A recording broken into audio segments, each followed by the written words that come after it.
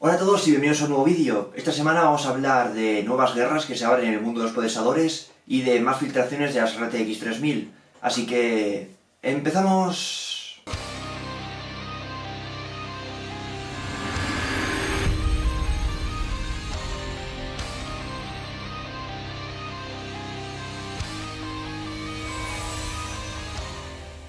Vamos a empezar por Ryzen, porque esta semana se ha dejado ver el Ryzen 7 4700G en Cinebench. Que el 4000 en el nombre no os engañe, no es un Zen 3 sino un Zen 2. Es básicamente un Ryzen 3000 con una gráfica integrada, una APU. Pero esta vez AMD va a cambiar su estrategia. En vez de lanzar para sobremesa solo un par de APUs de gama baja, va a lanzar todo en una serie. Vamos a tener procesadores desde 4 hasta 8 núcleos. Y el Ryzen 7 4700G sea el tope de gama de esa línea. Un procesador de 8 núcleos 16 hilos junto a unos gráficos Vega 8 con 512 núcleos. Todo ello con un TDP de 65 vatios. Lo interesante de estas APUs es que en realidad son un poquito diferentes a los Ryzen 3000 que tenemos en el mercado. No han cogido simplemente los Ryzen que ya existían y les han pegado una gráfica integrada. Estas APU, al igual que los chips para portátiles basados en Zen 2, son chips monolíticos. No están basados en un diseño de chiplets como los Ryzen 3000, donde tenemos los controladores de entrada y salida y los núcleos separados en dos chips diferentes, sino que tenemos un solo chip donde está todo metido.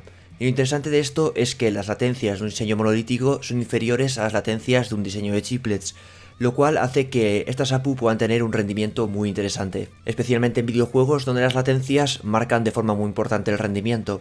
Aunque el diseño monolítico no viene gratis, perdemos gran parte de la memoria caché. Si bien los Ryzen 7 que tenemos ahora mismo en sobremesa cuentan con 32 MB de memoria caché L3, estas APUs cuentan con tan solo 8 MB. Aún así será bastante interesante probarlas en juegos. Aunque estas APUs están enfocadas a utilizarse con su gráfica integrada y montarse en sistemas donde necesitas un procesador potente pero no necesitas una tarjeta gráfica potente, puede resultar que acaben siendo mejores que los Ryzen 3000 para juegos y que merezca la pena montarte una de estas APUs con una gráfica dedicada. Para ver su rendimiento en juegos tendremos que esperar un poquito más, pero se ha filtrado un benchmark de Cinebench R20, donde ha obtenido, trabajando a 4,5 GHz de frecuencia bus máxima, 5102 puntos. Como referencia, el Ryzen 7 3800X obtiene alrededor de 5000 puntos, así que pinta muy prometedor el rendimiento de estas APUs. Para verlas en acción en videojuegos, que creo que es lo más interesante, tendremos que esperar hasta mediados de este mes. Parece ser que al 14 de julio, así que no queda demasiado. Ahora bien, no esperéis estas APUs baratas. Hasta ahora las APUs eran procesadores de gama baja, de 4 núcleos 8 hilos como máximo, que se vendían por debajo de los 200 euros. Y se vendían a ese precio porque eran procesadores de 4 núcleos 8 hilos, procesadores de gama baja. Evidentemente, la versión de 8 núcleos 16 hilos no va a salir por 100 euros. La web Central Point ha listado ya estas APUs y su precio sería parecido al de los Ryzen 3000 equivalentes. Las APUs Ryzen 7 con 8 núcleos 16 hilos partirían desde los 370-380 euros. Las APU Ryzen 5 con 6 núcleos 12 hilos rondarían los 250-260 euros. Y las APU Ryzen 3 con 4 núcleos 8 hilos estarían por los 170-180 euros. Aunque estas son las versiones Pro, unas versiones que traen ciertos sistemas de seguridad añadidos y están enfocados para empresas. Las versiones para usuarios normales es posible que se hagan un poquito más baratas. Las versiones Pro siempre suelen costar un poco más. Por su parte, Intel también prepara un nuevo lanzamiento para las próximas semanas, el i9 10850K. Este procesador sería un i9 10900K, pero bajado ligeramente de frecuencias. Concretamente, 0,1 GHz más lento. Seguramente sean chips que no eran lo suficientemente buenos para alcanzar las frecuencias del i9 10900K, y Intel los renombra como un procesador inferior a frecuencias un poquito más bajas. Lo interesante es que debería ser más barato que el i9 10900K y su rendimiento va a ser básicamente el mismo, porque 0,1 GHz no van a cambiar nada. Y además siempre puedes overclockearlo manualmente porque es la versión K. Así que ahí queda ese procesador. Si alguien se iba a comprar el i9 10900K, pues igual con este modelo se puede ahorrar 50 eurillos. Pero quizá lo más relevante respecto a la 10ª generación de procesadores Intel ha sido la polémica que ha surgido sobre las placas base Asus Z490 y el PCI Express 4.0. MSI y Gigabyte desde el primer día hicieron un montón de publicidad respecto al PCI Express 4.0 en sus placas base Z490. En el caso de Gigabyte hasta te ponen una pegatina al lado del PCI que te pone reservado para el futuro, indicándote de que esa placa base soporta PCI Express 4.0. Los procesadores de 10ª generación no lo soportan, pero la 11ª generación, que también funcionará en placas base Z490, sí vendrá con PCI Express 4.0 y se podrá utilizar en estas placas base. La única que no hizo publicidad del tema del PCI Express 4.0 fue Asus, que según ellos no lo hacían porque los procesadores actuales no soportaban ese puerto PCI Express y como no podían validarlo, pues no querían hacer publicidad. Aunque sí que sacaron una tabla indicando que las interferencias de sus placas base eran lo suficientemente bajas como para soportar PCI Express 4.0. Pero resulta que la razón por la que Asus ha estado tan callada respecto a este tema y no ha hecho ninguna publicidad sobre el PCI Express 4.0 en sus placas base podría ser porque sus placas base no lo soportan. En un foro de Taiwán se han puesto a recopilar información sobre los chips que utilizan todas las placas base Z490 y se han encontrado con que, salvo las placas base tope de gama, las ROG Maximus, las placas base de Asus no cuentan con el hardware necesario para implementar el PCI Express 4.0. Para poder implementar PCI Express 4.0 en tu placa base necesitas tres requisitos.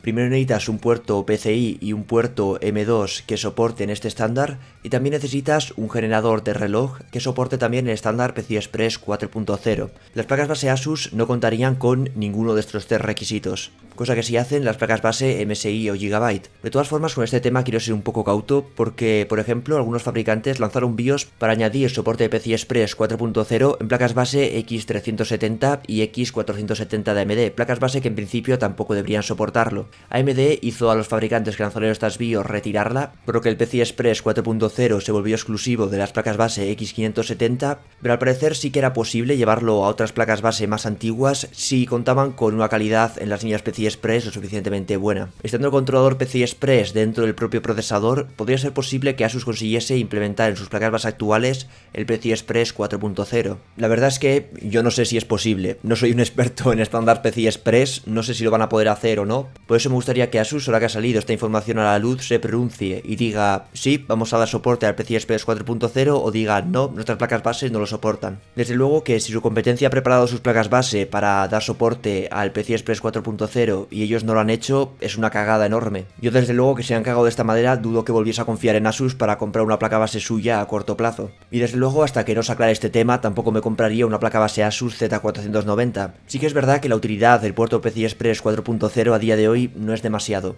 Ninguna tarjeta gráfica esté del ancho de banda que ya da PCI Express 3.0 y es muy poco probable que las gráficas que van a salir este año necesiten PCI Express 4.0 o pierdan rendimiento. Seguramente el PCI Express 3.0 siga siendo suficiente para cualquier tarjeta gráfica durante unos cuantos años y quizá donde sí que es interesante es por el tema del puerto M2, poder utilizar SSDs NVMe PCI Express 4.0, pero de momento hay muy poquitos y son muy caros, aunque se espera que empiecen a lanzarse más modelos a finales de este año. Aún así, ¿por qué vas a limitarte? ¿Por qué vas a comprar una placa base que no cuenta con cierta característica cuando tienes placas base de otras marcas al mismo precio que sí te aportan esa característica? Teniendo placas base MSI y Gigabyte que sí soportan el estándar PCI Express 4.0, es tontería limitarte a ti mismo y comprarte una placa base Asus que no lo soporta, cuando encima las placas base Asus muchas veces son más caras y desde hace unos años Asus ha pegado un bajón en calidad y sus productos ya no son mejores que los de la competencia y en muchos casos son peores. Por desgracia parece que en los últimos años Asus se está dedicando más a hacer diseños bonitos que a hacer buen hardware como hacía en su día. Pero bueno, ya rajaremos de Asus en otro momento, vamos a seguir con el noticiario. La semana pasada hablábamos de que Apple iba a abandonar a Intel y iba a pasar a crear sus propios chips ARM para sus portátiles y sobremesas. Esta semana se ha dejado ver por Geekbench el A12Z. El A12Z es un procesador obsoleto entre comillas que se monta en el kit de desarrollo que Apple está enviando a los desarrolladores para que empiecen a aportar sus aplicaciones ARM. Y alguno de estos desarrolladores que ha recibido ya el kit de desarrollo lo ha probado en Geekbench,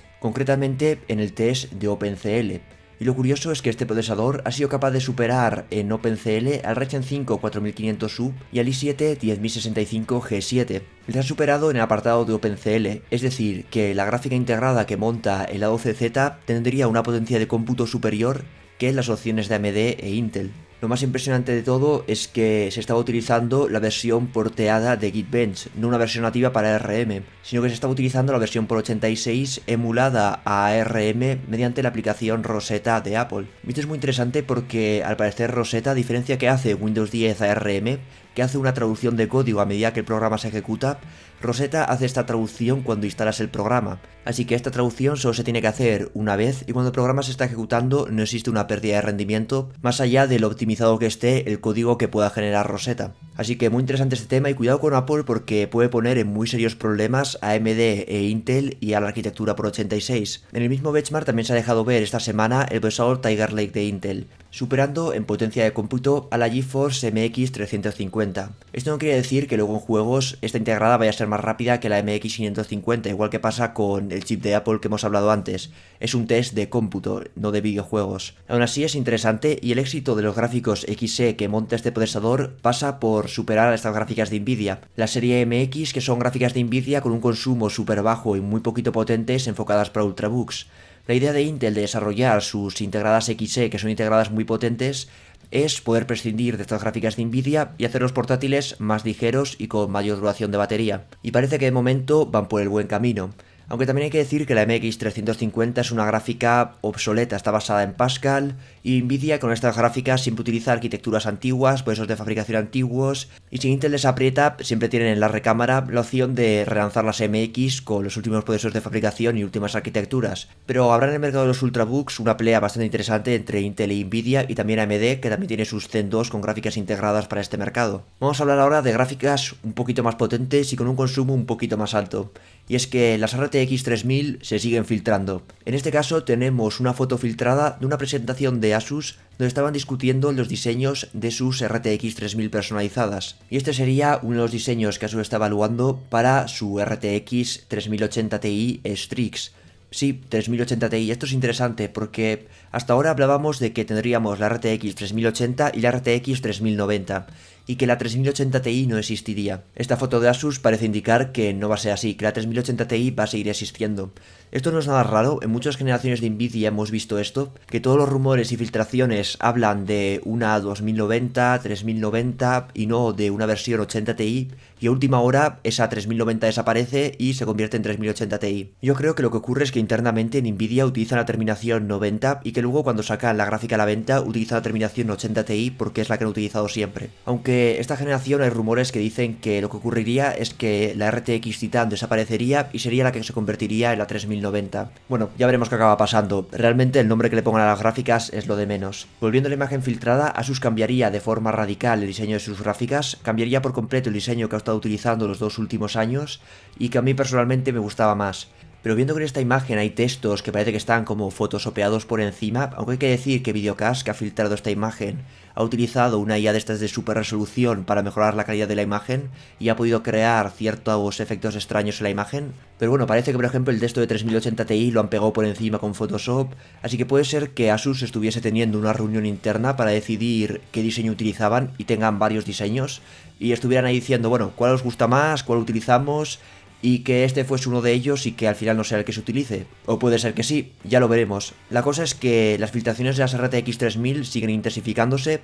Ahora tenemos ya no solo modelos de Nvidia filtrados, sino modelos de las ensambladoras, las cuales parece que ya están trabajando en las gráficas y tienen ya diseños prácticamente finales. Así que no hay duda de que el lanzamiento de las RTX 3000 es inminente. Casi seguro que vamos a tener una repetición de las RTX 2000.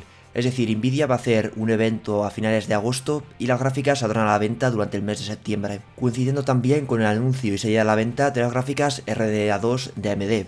Así que en septiembre muy interesante vamos a tener en tarjetas gráficas. Aunque respecto a las gráficas Nvidia también se ha seguido intensificando el rumor de que utilizarán el proceso de fabricación a 8 nanómetros de Samsung en vez del proceso de fabricación a 7 nanómetros de TSMC. Esto en principio son malas noticias porque el proceso de fabricación de Samsung a 8 nanómetros es en realidad su proceso de fabricación a 10 nanómetros un poco más pulido, como los 10 nanómetros Plus. Es decir, que sería un híbrido entre los 12 nanómetros que utilizan las RTX 2000 y los 7 nanómetros de TSMC que se utilizan en los productos AMD. Que Nvidia acabase utilizando este proceso de fabricación para las gráficas gaming repercutiría en los consumos y temperaturas de las tarjetas gráficas y también en la potencia, porque las limitaría en cuanto a frecuencias y Nvidia podría meter menos transistores, por lo que tendríamos menos núcleos. Y sobre el tema de los procesos de fabricación que va a utilizar Nvidia, lleva viendo noticias como alrededor de un año.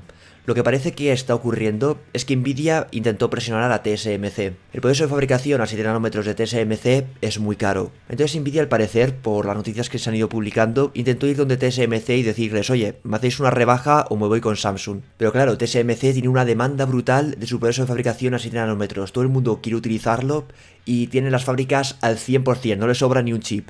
Entonces TSMC le dijo a Nvidia, pues vale, vete con Samsung, me da igual, si tú usas estas fábricas, las va a utilizar otro, las va a utilizar AMD, las va a utilizar Apple, o las va a utilizar Huawei, o las va a utilizar alguien. haz lo que te dé la gana, yo no te voy a bajar el precio. Y Nvidia dijo, pues perfecto, me voy con los 7 nanómetros de Samsung que me los deja más baratos. Pero claro, resulta que los 7 nanómetros de Samsung no funcionan. El proceso de fabricación está roto, tiene una tasa de fallos altísima y no serviría para fabricar las nuevas gráficas Nvidia. Así que a Nvidia no le queda más remedio que volver a TSMC y decirles, oye, que he cambiado de idea, quiero fabricar mis gráficas con vuestro proceso de fabricación. Pero claro, en ese momento cuando se empezaron a publicar las noticias de Nvidia vuelve con TSMC, TSMC ya había anunciado que su producción a 7 nanómetros ya estaba completa para 2020, es decir, que ya habían reservado todos los chips que podían fabricar. Así que es posible que Nvidia llegase demasiado tarde y TSMC les dijese, lo siento, ya no hay sitio para vuestras gráficas. Así que Nvidia consiguió reservar cierta producción para la GV100, sus gráficas para servidores e inteligencia artificial, de las cuales se fabrican poquitas, así que TSMC podía hacerse cargo de ellas, pero que para las gráficas gaming TSMC no tuviese ya suficiente producción disponible y Nvidia se haya visto obligada a utilizar el proceso de fabricación a 8 nanómetros de Samsung, el cual es peor. Si llega a pasar esto, AMD es la empresa con más suerte del mundo, porque en procesadores están pasando por encima de Intel, básicamente porque Intel está teniendo problemas con sus procesos de fabricación. A día de hoy, Intel tiene diseños de núcleos como los núcleos Willow Cove que superarían sin problemas a los procesadores Ryzen de AMD. El problema es que, como su proceso de fabricación a 10 nanómetros no funciona, no pueden comercializar estos procesadores, así que AMD les está pasando por encima. Si ahora cuando van a lanzar sus gráficas RDNA 2 a 7 nanómetros resulta que Nvidia también se tropieza en procesos de fabricación y también se queda atascada como Intel, vamos, les ha tocado la lotería por partida doble. Ya pueden ser buenas las gráficas RDNA 2 porque una oportunidad así igual no la vuelven a tener nunca más. Aunque también podría ser que Nvidia esté utilizando el proceso de fabricación a 8 nanómetros de Samsung de forma voluntaria. Los 7 nanómetros de TSMC son caros, los 8 nanómetros de Samsung son más baratos, así que igual en Nvidia han dicho, mira, no tenemos dudas de que vamos a ganar a AMD, así que vamos a utilizar un proceso de fabricación más barato, vendemos las gráficas al mismo precio y ganamos el doble de dinero. Esperemos que no sea el caso, esperemos que al final utilicen los 7 nanómetros y tengamos las mejores gráficas posibles, porque las consolas vienen pisando muy fuerte, así que este año Nvidia tiene que hacerlo bien con las RTX 3000 y esperemos que no nos racaneen y justo ahora nos saquen una generación de gráficas que podrían ser mejores, pero no lo son porque Nvidia quería sacar más dinero. Este es el año de sacar músculo, ya nos lo han metido con las RTX 2000, ahora toca una generación buena, por favor. Y bueno, hablando de teorías de la conspiración, Galaxy esta semana ha anunciado que va a lanzar la GTX 1650 Ultra, la cual está basada en el silicio Tu-106. Esto es muy similar a esa RTX 2060 KO que lanzó EVGA y que estaba basada en el chip de la 2080. Son chips defectuosos de la 2080 que, en vez de tirarse a la basura, se reaprovechan, se desactivan núcleos y se convierte en una 2060. Aunque como se vio con esa RTX 2060 KO, había algunas aplicaciones profesionales donde resultaba que rendía mucho más que la 2060 normal. Pues bien, esta GTX 1650 Ultra de Galaxy sería lo mismo. Serían chips de la 2070 tan defectuosos que se ha desactivado el 60% del núcleo y se ha convertido en una 1650. En principio nada raro, algo que todos los fabricantes hacen y es una forma de reaprovechar los chips y que no se vayan a la basura. Pero claro, yo que soy muy mal pensado empiezo a pensar, ¿y por qué ahora? ¿A final de generación? ¿Por qué no hacen esto desde el principio? ¿Por qué justo ahora lanzan estos modelos cuando podían haberlo hecho desde el primer día? Y realmente hay tantos chips defectuosos como para lanzar estos modelos y tan defectuosos como para desactivar más de la mitad del núcleo. Y claro, empiezas a pensar y dices, ¿por qué las RTX 2000 se llevaron malas reviews en su día? Pues la principal causante de las malas reviews de las RTX 2000 fue la RTX 2080. ¿Qué fue lo que pasó? Esta gráfica rendía parecido a la 1080 Ti. De lanzamiento rendía un 10% menos, ahora se han ido puliendo los drivers y ya la superan los juegos modernos. Pero claro, resulta que como pasa siempre, las tiendas hicieron limpieza de stock, querían quitar del almacén todas las 1080 Ti perdiendo el mínimo dinero posible para prepararse para el lanzamiento de las nuevas gráficas. Así que ¿qué hicieron? Les bajaron el precio. La 1080 Ti pasó de costar 800-900 euros a costar 600 euros. Y claro, la 2080 salió a la venta por 800 euros, 200 euros más. 200 euros más, rindiendo un 10% menos que la generación anterior, pues evidentemente la RTX 2080 salió muy mal parada de las reviews y al final dio una muy mala fama a todas las RTX 2000. Hace un par de semanas se filtró un 3D Mark indicando que la RTX 3090 o 3080 Ti o como se vaya a llamar, rendiría un 30% más que la 2080 Ti. Por lo tanto, la RTX 3080 rendiría parecida a la 2080 Ti. Estamos en la misma situación que hace 2 años. ¿Qué pasa si las RTX 2000 empiezan a bajar de precio para hacer limpieza de stock? Pues que cuando las RTX 3000 salgan al mercado va a ocurrir lo mismo. Se van a ver como gráficas caras y que rinden poco porque las RTX 2000 han bajado de precio. Veo a Nvidia capaz de estar lanzando estos modelos con chips recortados como una forma de quitarse de encima todos esos chips de las 2070 y 2080 sin tener que bajar los precios de estas gráficas y que haga que las RTX 3000 se vean peor. Han dicho, mira, prefiero perder dinero a que me pase lo que me pasó con las RTX 2000. Las convierto en una 1650, las vendo más baratas, pero luego recuperaré ese dinero con más ventas de las RTX 3000. Bueno, teorías de la conspiración mías, no me hagáis demasiado caso. Por hablar también un poquito bien de Nvidia y no ponerles como unos tiranos siempre. Esta semana se ha sabido que Death Stranding se va a poder mover a 4K a 60 FPS con cualquier gráfica de la serie RTX, incluida la RTX 2060. Y se va a poder hacer gracias a que implementa DLSS 2.0. Así que bueno, DLSS parece que empieza a volverse relevante.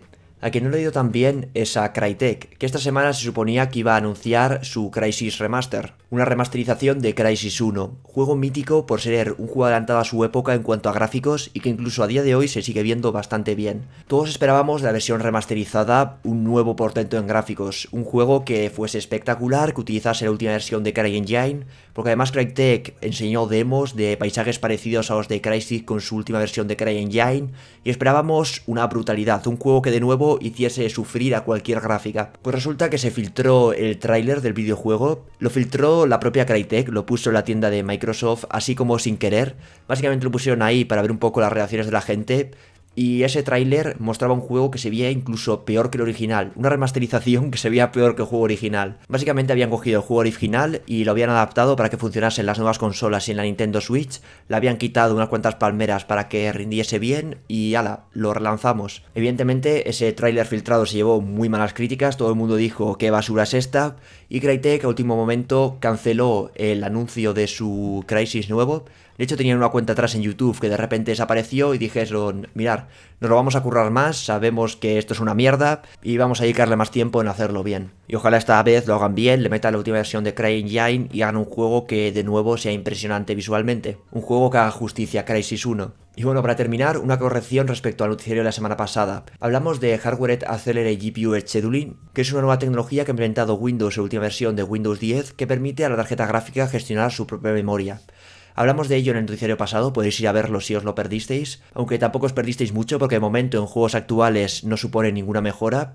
Y Nvidia lo implementó ya en su driver la semana pasada y dije que Nvidia tardaría unas cuantas semanas, porque es lo que dijeron en Reddit, tenéis que esperar entre 2-3 meses. Pues resulta que al día siguiente de decir que esperásemos 2-3 meses, cogen y lanzaron la versión de drivers que implementa esta tecnología. Así que AMD también la tiene disponible desde ya, pero ya os digo, a día de hoy no supone ninguna mejora para ningún juego, y yo creo que es algo pensado para el futuro y para permitir cosas como la conexión directa entre SSD y tarjeta gráfica para tratar de imitar a las consolas. Y bueno, con esto terminamos el noticiario esta semana. Ya sabéis, si queréis estar al tanto de las últimas novedades, suscribiros al canal y si ya lo estáis, activad las notificaciones. Hasta el próximo vídeo. Adiós.